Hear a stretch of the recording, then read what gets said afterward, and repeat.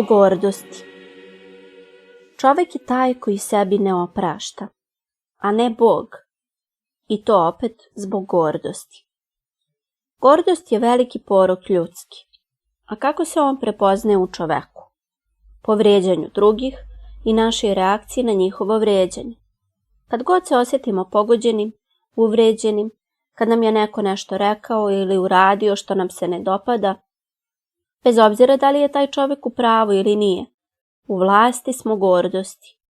Bura misli i smućenost posle ispovesti i odgovora duhovnika znači da se poslušnik pogordio, da misleno ratuje protiv duhovnika, da se pouzda u duhovnika kao čoveka.